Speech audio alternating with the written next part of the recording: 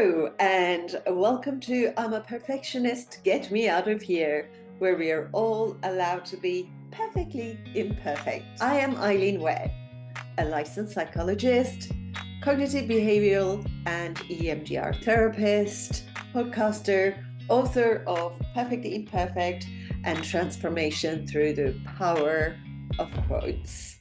My guest in this episode is Nina Sossamon-Pogue, who is a former USA gymnast, motivational speaker, Emmy-winning news anchor, and the author of This Is Not the End. This is going to be an amazing episode about resilience. Stay with us. Nina, hello, and welcome to I'm a Perfectionist, Get Me Out of Here. It's such an honor to have you here. Hi, thank you so much for having me on. It's my pleasure. What a fun group you have. It is really good fun, and it's really informal. It's all about our life experiences and goes around perfectionism at some point and how we can help people who are listening and give them some tips and techniques that they can take away to use to have more joyful life. Excellent. Well, I certainly have some tips and techniques I'd love to share as well. Not a therapist like you, but I've done my research and I've had quite a story. Absolutely. Yes, I have been having a look. But before we start and diving deep into all of this, what would you say to the audience that they will be taking away? Why should they stay and listen? What would they gain from our conversation today? Uh, by the end of this conversation, I hope that they will feel a new excitement about the future, no matter what they're going through, and have some strategies and tools to get through whatever tough time they're in, no matter how horrible or tough it may be. I share some strategies that you can do to move forward and create a success and happiness in the future, even when you're in a really tough time. Yeah, so it's techniques to help them with this too will pass. Yes. Amazing to have you here. So what would you say, what kind of events would you say that has brought you to where you are now? What kind of Well, I, story here? I think I've had a very active life, maybe you want to say, or eventful life. But there have been five big failures in my life that have brought me to where I am. People know me from my success. And it wasn't until more recent years where I started talking about the failures because I thought it was really important that people understood you don't just become. So I was on the U.S. gymnastics team, went all over the world with Mary Lou Retton back in the 80s. And then I was a D1 athlete in the States at a university in the States. So it was very competitive gymnast there. And then I was an Emmy award winning news anchor and journalist. And then I was an executive at a software company and took the company public. So people know that, my resume stuff. But in more recent years, I started talking about the other things that really, I think, make me who I am. I've heard you ask before on this show, who are you? But I think that things at the bottom, what I say below the line. So if you draw your timeline of your life, your resume is kind of all above the line, the stuff people know. But below the line, we all have this reverse resume, is how I refer to it. Below the line, the things that made me who I am. So I was, yes, on the U.S. team, on the cover of magazines and Olympic hopeful. But then I didn't make the team. And it was devastating as a teenager to have to go back to my high school and my family and my friends and be the one who failed. I didn't make it. I bombed in a competition leading up to the trials and didn't make it. And then I picked myself up and I did go to college and had a great experience in college. But then my freshman year of college, I blew out my knee on a beam dismount and I lost my sport. And so now I wasn't a gymnast anymore. Very much what I identified for. Very much you want to be a perfectionist in that sport. They literally are trying to get you to a perfect 10. I mean, it is, you talk about perfectionism. You're told every day what part of you is not perfect. So I lost that sport and my identity that went with it. And then picked myself up and yes, became a award-winning journalist and news anchor. But at one point I was let go.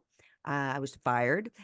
On a Thursday, I won best news anchor in my, everybody's favorite news anchor in my city. And then on the Friday, they called me in to the GM's office, and I think I'm getting a bonus or a pat on the back.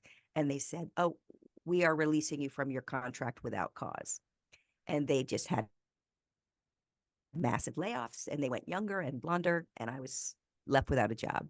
And so then I had to pick myself up and get going again. Yes, I won the Emmy for best newscaster in the Southeast here in the States. So that was a big deal after that. That was a little bit of a gotcha because they had let me go. So I went to another TV station and did really well.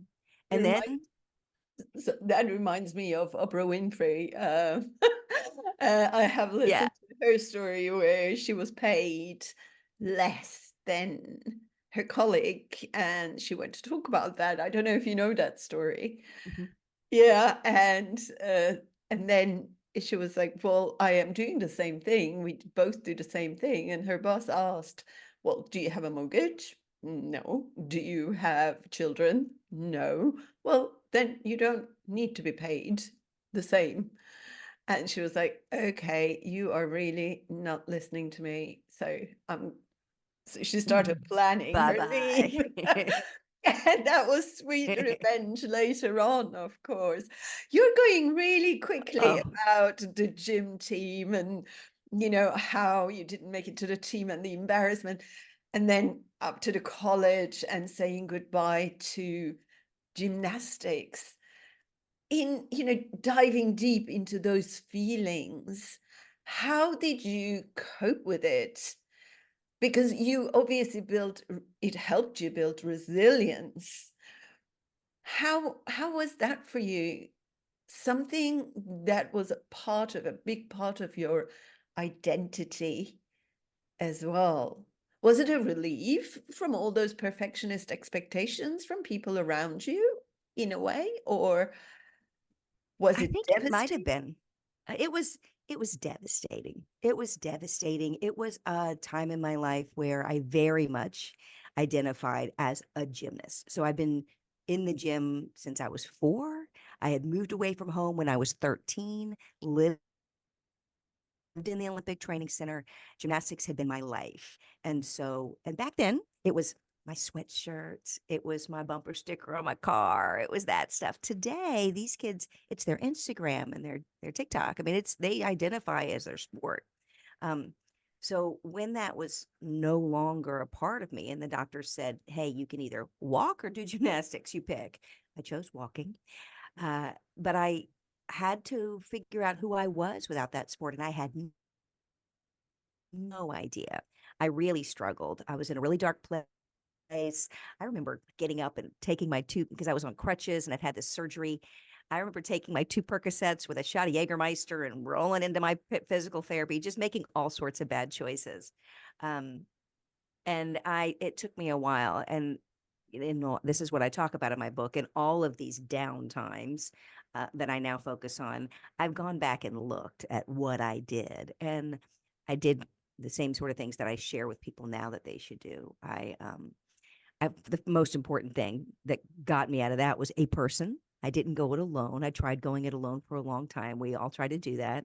And finally, someone cracked the nut and got through to me, and I allowed that person to help me to talk and to listen and to figure out a path forward. I don't think you can go it alone in these very difficult times.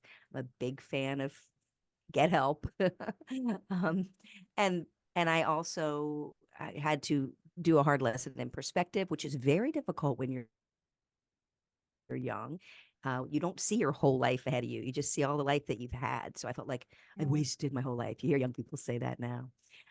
When something happens, like, "You're ruining my life, mom," or "I'm Yes. wasting my." Yeah. Yes, my life is finished. Yes. Because Nothing you more. won't, because you won't let me go to the thing or do the Yeah. thing. Right. Right. Yeah, Yes. my friend didn't reply to my text message. My life Yes. My rejected. But I'm rejected. interesting that you're saying someone was there for you, that you let someone in. And I was recently having a chat with my guest, Peter Rios, and he said something similar. He said that he grew up in a council estate. He was from Puerto Rico, And until someone told her, until someone told him, you don't have to live here for the rest of your life. You know that, right? You can do other things. You can do whatever you want with your life. It was like, Yeah. oh, so it's amazing, isn't it? The influence once we let someone else in. Yeah, we don't see things the same as the people around us. And I talk about that a lot. Even if you think you have a fabulous idea to go forward, or if you're really struggling, have no, someone sees it differently than you. And in my case, I had been put in the laundry room.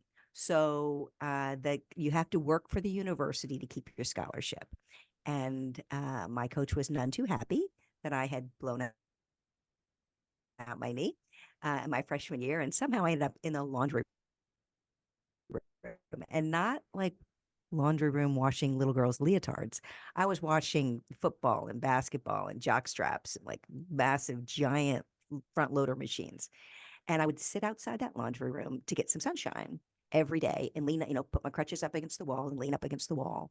And I would watch all the other athletes walk to practice and back and forth. And barely anybody made eye contact because you just don't, nobody wants to be part of that world with, and I was not in a happy place and fun to hang out with.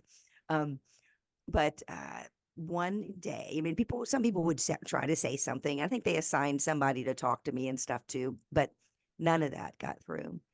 And then one day, one of the academic counselors, a young guy, came by and just plopped down next to me and said, "How's it going?" And I said something flippant like, "Great. Can't you see? It's perfect." And he, just chatted. And then it became a routine for him. He would plop down and chat with me a few times a week on the way to wherever he was going at that time of day. It was just a very busy section of the campus, right off campus where the athletic facilities were. And he waited. He didn't do it too quickly, but it took him a little bit to, you know, build trust, I guess. And then I can see it now. And then finally he got me thinking about, well, what else would you want to do? What else do you like? Who are you? And I had never thought about any of that. I had never, like your person there, I'd never thought about living someplace else, as you would put it, or doing something else, or what my life could look like. And he got me thinking about it. And he was the one who got me thinking about journalism. And I ended up working in the sports information department, writing for sports information and interviewing the other athletes. Isn't it? Yeah. And that, Perfect for you. yeah, Yeah. it changed everything. And I never would have thought of it, I don't think, on my own. But then I ended up in a newsroom, and then I fell in love with the newsroom. And I loved the newsroom more than I had loved gymnastics. I just loved it. And as interesting, you mentioned this. Doing your podcast is very different from a lot of what I do because you have this perfectionist piece. But I think that's the piece of me. Like in gymnastics, you had to be perfect, and people scored you on whether you were good or bad. Like I needed that scoring. Mhm. And then I got into television, and it's the same. I mean, you get ratings, your story does well or it doesn't do well, you get feedback and ratings right away. So I've always been judged in some way or jumped into fields in which I was striving to be perfect in some way. And I think this can actually be quite problematic in this decade with also the youngsters, because we are really being conditioned from really early ages. Think about, we have to get certain marks starting whenever we do something right, we get, yeah, you get a star, yeah, I did something good, and punish if we are not very good, if you're not doing as we are told. I'm talking about really early ages. So we are being from really early on conditioned to what the society wants and expects from us and what success means. Because you get good marks. If you get good marks, then you get into a good university.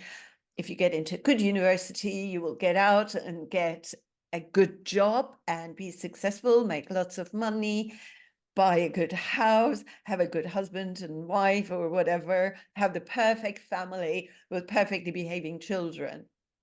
And then what? how much was the price for this? What price have you paid to have this? And it's affecting the youngsters quite a lot, according to the research, especially the perception of what is expected of them by their parents, by their teachers, by the society. Absolutely. Absolutely. And then because we became perfectionists, must be better, must do better, get in the right school, do the right thing, look a certain way, act a certain way. And then we had kids and we wanted them to be better than us. Also think about social media, how it's affecting their perceptions of how they must be. And it's okay to want to do better and reach your own potential, just enhance and learn and grow. But when it's really rigid, and when you don't get something, or when you don't get a job and there's no flexibility there, and going, oh, well, I've learned from this and I can take their feedback and use it in the next job interview. No, we just now go, I'm a failure. No one likes me. I'm never going to get a job. Right. It's a little bit of both too, though. I do think, because sometimes I talk about you should hire an athlete, and gymnasts make great hires because we're very coachable. You can tell us what we're doing wrong and we don't crumble and fall apart. We're like, okay, I can make that correction. I'll do better. So there's that piece of it that is good. So you do want corrections and you want it going and not crumble. That's important. But with the young people who are, looking at social media, and we live in a comparison culture now with all this FOMO, fear of missing out, and all of our people who we admire, or influencers. Like, the word influencer is scary. The world that can influence us now is the whole world. It's not just your parents. There's so many people that influence. So there's good and there's bad. We have to be careful what we let into our own lives, our children's lives. I raised my kids with the sentence I always said as they headed out the door. I have 3. They're adults now. Amazing. Yeah. And they're all doing fine. They managed to survive me and life and all of it.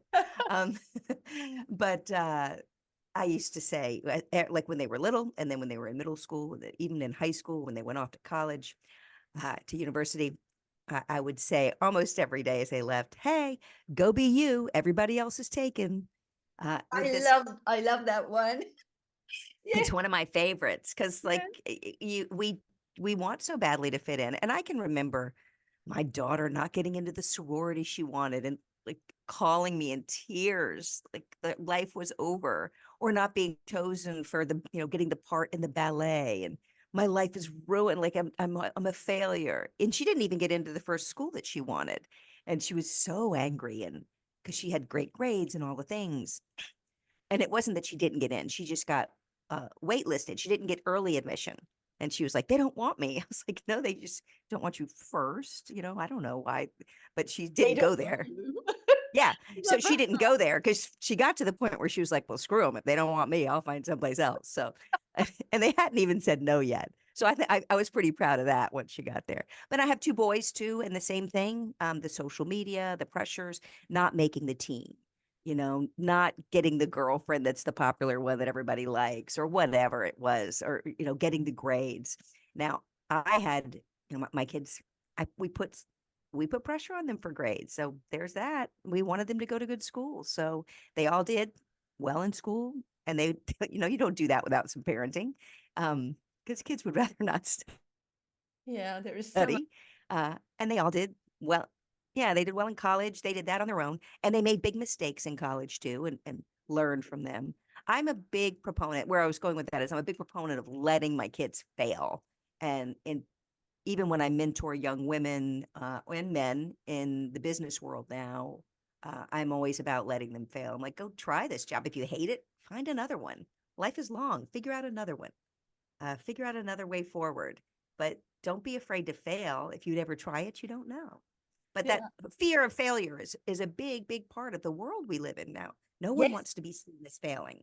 So our mission is to normalize a failure. Like Edison, I think, said, I haven't failed. I just found 999 ways that didn't work. Right. 100%. So that's why I started talking. I love that. And innovate like Edison. They have that book. I love that book. If your listeners haven't read it, and they even have a children's version of it. It's wonderful. Innovate like Edison.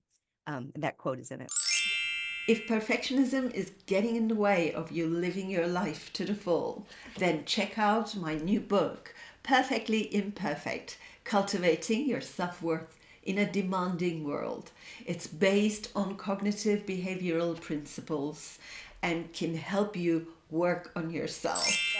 That's one of the reasons I came out and started talking about failure so much, because my own kids were like, well, how can I live up to you? You did this and this and this. And then other people were like, well, it's easy for you to say. You've, been an Emmy award winning this, and you were on the US team. I was like, I also failed, didn't make the team, and I got fired, and I went through a traumatic experience and was suicidal. I mean, I was really in a dark place for a while. It's not like it's all been easy. I just figured a path forward. And I think it's important we talk about I've been divorced, life isn't perfect for any of us. No one gets a pass. No one gets a pass. We just have to start talking about the unpretty stuff and quit photoshopping all our pictures and only putting our vacations on Facebook. Exactly. Exactly. Because that's not the reality. No, Yeah, I'm fit. that's fantasy. Right. I am 57. And one of the reasons that I got off TV, so I'm like, I don't have all the money and time to fix all this face and make it perfect anymore. There's not enough Photoshop out there. Whatever you can with the makeup. And that's all you're going to get. Yep. Like, and we're out, because I'm only gonna, I'm not gonna go fooling with this. I'm okay with getting older. I'm proud that I actually made it this far. I didn't make all the good choices along the way. So yeah, I Yeah. am where I am, and I'm gonna look like it. I'm trying to. I'm healthy, and I take a care, and I wear makeup and do the things, and I use lots of lotions and creams. Don't get me wrong, but the idea that you just can't get any older, and you have to compare to the before. I think you're in a competition with yourself and not your younger self, which is really what some people want to do better than their younger self. You're already better than your younger self. You're already growing and learning more than your younger self. So there's a big battle we have with this being young piece and being perfect piece. And you can't win that battle. There's no perfect, and there's no way to stay young, people. Yeah, no, and that's another thing, isn't it? This whole Botoxphoria. I think with the desire to stay young, to look young. Well, no, not stay young, look young, because I guess you do these, and then what about these? Then you do these. What about these? You do these. What about these? Well, just for those who are listening, just to say, I'm showing you get your eyes done. Then there is the cheeks, and then there's the lips, there is the neck, there is the hands. There is somewhere that is just impossible to keep going. And Yeah. And for your listeners, she did that kind of like head, shoulders, knees, and toes. Like, you should have seen it. It was really elegantly put together, that little choreography there. yeah, and since I got my grandchild, it's all refreshed in my mind. Yeah, you really did that well. Relearning the song. It's amazing. It's so wonderful to have you here. So about your book, I won't let you go today before just touching upon your book. Do you want to tell us about it? What made you firstly to want to write it? And who were you thinking as your audience? And what would they get out of it, would you say? Well, I wrote the book right after, I turned 50, and life was different after my kids were gone. And I was thinking about legacy and those sorts of things, like so many of us do. But my father had passed away from Alzheimer's, and I was one of his caregivers. And through those last few years, there were so many things I wish I could have asked him, and advice I would have wanted. And we weren't that close when I was young. He was in the Navy and always gone. But as an adult, we became closer. And then I never asked all the right questions and wanted to learn from his life experience. So I had this thought in my head, wow, I could be next with Alzheimer's. So that was my first inkling to want to write the book. And then I had become this person people came to when they would go through difficult times. And I knew I was helping, but I didn't know exactly what I was doing. And so I didn't know which pieces of what I was sharing was working. So I stepped away from my corporate job and I wrote it. And it's called This Is Not the End, and Strategies to Get You Through the Worst Chapters of Your Life. And the idea is this, capital THIS, is whatever you're going through. And I wrote the book from the point of view that I wish that of a book that I was looking for when I went through my very dark time. And it is written for the audience. It's not written about me. When I went through a tough time and I just wanted a story, not a story. I wanted a book that would tell me something to do. Like I just tell me what to do and how I can stick around because I don't want to be here. And I call it my "Don't Jump Off the Bridge" book. And all I found was big books on PTSD and cognitive behavior therapy. You know about that, and lots of really heavy learning and other people's stories. And I was like, I don't need the last thing I wanted was somebody else's story. I was sad enough. So I wrote this book, and it is strategies. It's the first line of the book is, well, this is a crappy way to meet you. And I just take the audience through my story, obviously, is the background, as some examples of how I did this, but through 7 different strategies to get through a very difficult time, things you can try and do and think differently about. It's some stoicism, some cognitive behavior therapy. I use some big data and some fun neuroscience in it. But it's really basic language, and I would say it's really hard to write a short book. I'm very proud of this because it is a quick read. I wanted it to be something you could sit down and consume in less than 2 hours, and something you could circle and tab and come back to. So that's what it is, and I'm very proud of the book. This is not the end. Strategies to get you through the worst chapters of your life. And in my head, when I wrote it, my children were in college, and I was just picturing them if they got into a tough situation where I was. What would I tell them? How would I get them through if I wasn't here? So it's sort of a love letter to anyone going through a very difficult time. And I'm talking to the people who are really in a dark place in a very kind and very forward way. Like I don't pull any punches. Yeah, Yeah, I'm it proud of just, that one. as I was listening to you when you were talking, it just reminded me of my time when I lived in Denmark, I think about 30 years ago. And I was a single mom. And looking back 30 years ago, you didn't know what depression was, but I must have been depressed because I remember going to the library and saying to the librarian, you know, when you feel like you keep trying and you keep hitting the wall, I would like a book that will help me go through that wall. And she was like, I don't know what you're talking about. So, so Yeah, obviously your book wasn't there, or anything similar wasn't there then. There were no, there none. wasn't any Amazon, or you couldn't buy, there was no internet at that time. There wasn't. There was No. a few years later, you could kind of get this really through the telephone cable, Yeah, internet, do do do do do do, the dial up. exactly, dial up, and it would take about half an hour with Alta Vista. I don't know if you remember, there was Alta Vista search engine, and it would take half an hour to open one page, or 20 minutes if it's fast. So the only way you could get books were from they were in the library. Oh, And so you go to the librarian and you say, look, I keep trying and I keep hitting the wall. Is there a book that will help me? So with today's language, I was saying, I need a self-help book that right. will And get me out of this dark place. I'm not feeling okay. that wasn't a thing. And so when I went through my time, it was 2005. So early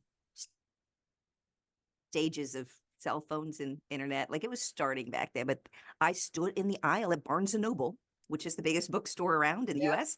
And I yeah. stood in that aisle and I stared at a shelf. And I don't know if they called it self help by then. It might have been called that. I don't know. psychology. I think it was Yes, psychology. psychology, probably. Yeah. And I stood and I stared and I have the book still. I bought like 5 different books, and they are big workbooks on PTSD and big, thick books explaining neuroscience, like none of it. And I bought a lot of books on faith. And I was so angry at God and angry at like whoever you're. I went in a deep, dark anger place there too. So I bought books on faith and on every religion. I know for a while I thought it was Buddhist or Lakota Indian, like Earth, Sun. So I was all over the map. And that's not nowadays. You could Google self-help, depression, like whatever it is. You can self-diagnose, and there's online help like BetterHelp and some of those resources. That's right. And, quick tips. Obviously, be careful with all the quick tips on Instagram and so on. But yes, the books have changed. You went to the psychology area in a bookstore or the library, and all you got was Freud and Karl Marx and, all of these philosophers and psychiatrists who were writing books then. Yeah. Um, Like Marcus Aurelius. I'm like down to ancient Greek philosophers. Like, really, I have to go back that far to find someone to fix me? yeah, so I'm really pleased that it is a lot more normalized to be able to help yourself and to be able to read a few books to gain awareness to what's going on and how you're feeling. It's it's been what an amazing conversation. And it's lovely that you've got your coffee as well, or tea, I'm not sure. And is there anything that you think I haven't covered, that we haven't covered, that you would like to add? I'll just add a final thought that I like to share anytime I get the opportunity to say it out loud. If you're going through a tough time, for your listeners, if you're going through a tough time, keep going. It's okay to not be okay for a while, but it's not okay to stay that way. You're in charge of getting yourself out of it. So if you're going through a tough time, it's okay to not be okay, but it's not okay to stay that way. Everybody heals and moves through things at their own pace, but you're in charge. No one's coming to help. You're in charge of getting yourself out of that. And that's where you have to find the right people, read the right books, get the right resources. But anyway, okay to not be okay, but not okay to stay that way. And that no That one would is be my final coming thought. to help. You are, it's your responsibility. It's so good, isn't it? That it's your responsibility to get yourself out of where you are. In fact, it just reminded me, you have been through a traumatic event, haven't you? That has been quite tough for you. And you said that that was also big in media, it was on television and so on. And without going into too much detail, how how did it affect you? I'm sorry, I was going to let you go, but then then I just remembered this. I think it's quite an important one in your life to touch upon. So if you don't mind, could you just let Yeah. us know how it affected you and how you managed to get over this trauma, being in the light of media and being out there, and how you got through that? Yeah, so I was involved in a life-altering event. I won't, like we said, we won't go into the details because it can be very triggery. But I was involved in a life-altering, horrible, traumatic experience. And even though on the other side of it, everybody came out okay, at the time, it wasn't sure, if things would be all right for everyone. And so I had news trucks on my front lawn, and I was the news anchor. I went from reporting the news to being the headline for a while. And I didn't leave my house. I had to really edit the people that were around me. I had to pull in the right people in my life to help me and edit the people who were not helping. I also had to get a good therapist, and I will tell anyone, and you know this because it's your world more than mine, but getting a therapist, therapy's like dating. Like if you go and find a therapist and you don't like them, do not go on a second date. I went through quite a few therapists till I found the right one. So I had to find a good therapist. And then I had to retool the words in my head. The words in my head, the words in your head come out of your mouth and they become your story.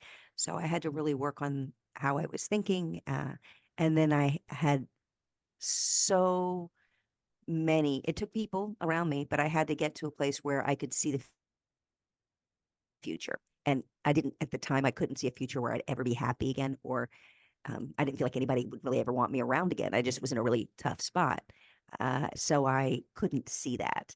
And now, with some perspective, it's been 20 years almost. So now, with all this perspective and looking back, I can see that that was just a bad chapter in my life. It was not my whole life. So one of the things that I learned from that experience is you're in control of your own life, because it was my doing to get myself out of that spot. I had to find people. I had to do the work. I had to continue to do the work. And trauma doesn't go away. It comes and goes. There are other times in my life where that's come back to me, that instance, and I've had to deal with it like in my head and work through it again over and over.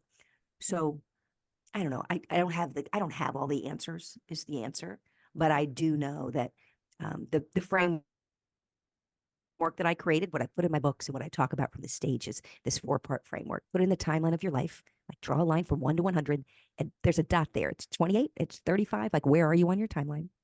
And then I say, isolate it, not what happened before or what happened, not the, oh, I wish I could have, woulda, shouldas, and not the what might happen in the future, all that anxiety, like what if stuff. But what are you dealing with right now where you can do something? That's the isolate piece. And then P is, I call my tips, timeline, isolate. And then the P is people. Find the right people around you, get good people with you, and get rid of the people that aren't helping. And then the last piece is story. And that's the words in your head. You got to work on the words in your head and all that language that we do, that self-sabotage. And the words in your head come out of your mouth, and that becomes your story. If you're always saying everything's ruined and this is horrible and life sucks, then you're that person to everybody around you. Oh, she thinks life sucks and everything's ruined. But if you're saying this is challenging and wish I had help, I wish I could figure this out, then people want to be around you because they want to help with Yeah. the challenge and help you figure it out. So just simple language. So that's my big picture. But the traumatic experience, I mean, I wouldn't leave my house. I thought I was afraid of like to even go back out into the world, much less back on TV. And I did. I went back on TV for a year and then left on my own terms. And the stories moved forward, and everybody went on to other things. And everybody was fine. Everybody moved on to other things. But at the time, I thought no one would. But every story, you think about the news, the biggest news story you can think of, everybody moves on to the next story sooner or later. Yeah, because the news also keep finding dramatic stories, right? to keep people Whether it's the reading. yeah, whether it's the royal family this week or 9/11, even like you thought that would be the story for forever here in the States, or like everything within time. People move on to another story. It's just hard when you're in it to let that time roll and get through. Yeah. I sometimes think about it as your life as a tapestry, a beautiful tapestry, and it's got lots of different stitches, lots of colors, and what is happening, that tough time, is like a few stitches in that whole of that tapestry.